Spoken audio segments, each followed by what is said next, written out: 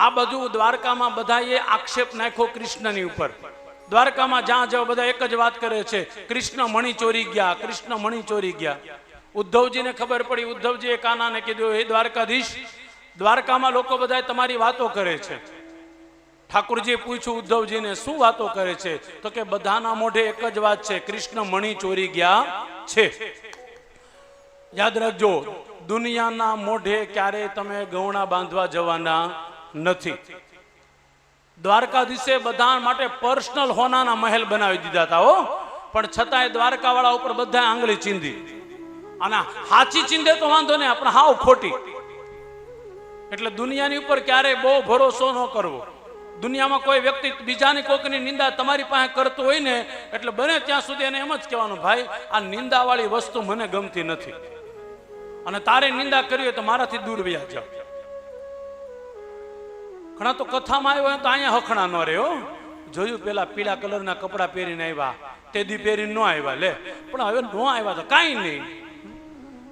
પણ માણસ જાતનો સ્વભાવ, અને કોને ખબર આને સુધારવા માટે 80 વર્ષ વયા જાય હો.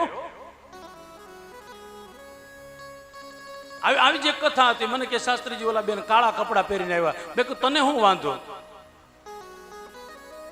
કાળા, અને ભાઈ કાળા પહેરે કે ધોળા પહેરે, જલસા કરો, મને એટલું ગમે છે. અને હવે તો ટ્રેન એવો આવ્યો, અને હું તો જાહેર કથામાં કહું છું, આપણો કનૈયો કાળી કામળી લાગતું હતું, અને હું આજે કાળા જ પહેરવાનો હતો, એટલે ખેસ કાળો જ નાખવાનો હતો. પણ પછી મેં કીધું આ લોકોએ કંઈક અલગ કલર કીધો ને કાળો નાખીને જાય, કારણ કે મને કાળો ખેસ બહુ ગમે, અતિશય ગમે. એટલે આ મૂળ વાત છે સાહેબ. કોકની બીજા બધાની પંચાયત કરવા કરતા દ્વારકાવાળાનું ભજન કરો ને. બહુ ઓછો સમય હવે આપણી પાસે રહ્યો છે હો. કથામાં હંમેશા માટે કહું છું, સારી જગ્યાએ ગયા હો ને ત્યારે સારા વાઇબ્રેશન ને સાથે લઈ આવો. ગમે તેવી વાતો, મેં તો એવું હોતે જોયું હોય, ઓલીને કથા સાંભળવી પણ આ ઠોહા માર્યા જ કરે. પછી ઓલી મનમાં કે હવે આ બંધ થાય ને તો હું કઈ કથા સાંભળું. અને ઘણાનો આ સ્વભાવ સુધારવા માટે માફ કરજો, વર્ષો વયા જાય છે. ખરેખર કહું છું સાહેબ, કોઈક માણસને જ્યારે ઈમાનદારીથી ભગવાન સાથે જોડાણો હોય ને, ત્યારે મહેરબાની કરીને ડિસ્ટર્બ કોઈને ન કરાય. હું તો ઘરમાં પણ લોકોને કહું છું કે કોઈ માળા પકડીને બેઠો હોય ને ઘરમાં, તો મહેરબાની કરીને ડિસ્ટર્બ ન કરાય, જ્યાં સુધીની માળા પૂરી ન થાય, જ્યાં સુધીની સેવા પૂરી ન થાય. આ શીખવા જેવું છે કથામાંથી તમારે મારે.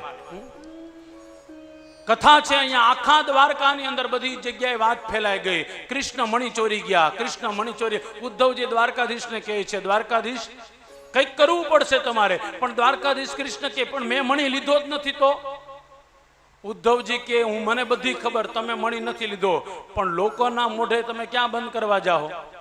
અને લોકોના મોઢે ગૌણું કોણ બાંધી શકે ભાઈ? કોરોના.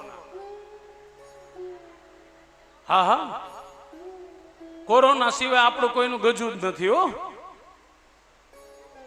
ફરજિયાત એવા બી ગયા હતા ને વાત જવા દો. ભૂલમાંથી કોઈક આમ શરદી કે ઉધરસ ખાય ને તો આપણે આમ મોઢું બગાડીએ.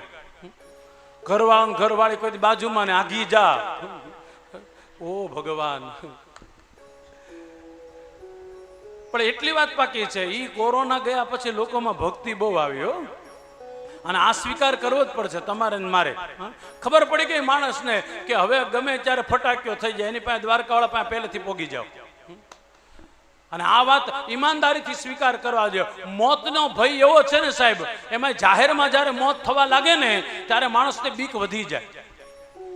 એવી લાઈશો આપણે જોઈ છે સાહેબ, એવા માણસો જોયા છે કરોડોપતિ છતાંય છોકરા વાત નહોતા ડાળતા હો. બીક લાગી ગઈ હતી છોકરાઓને. અને પછી બીએમસી ને કહેતા હવે લઈ જાઓ પપ્પાને, તમે કઈ કરી નાખજો. ત્યારે કહેવાનું મન થાય, યાદ રાખજો, એ કોકની આરે હારા સંબંધ રાખ્યા હશે, પ્રેમથી રહ્યા હશો ને, તો એવા સમયે કોક માણસ આપણી મદદે આવશે.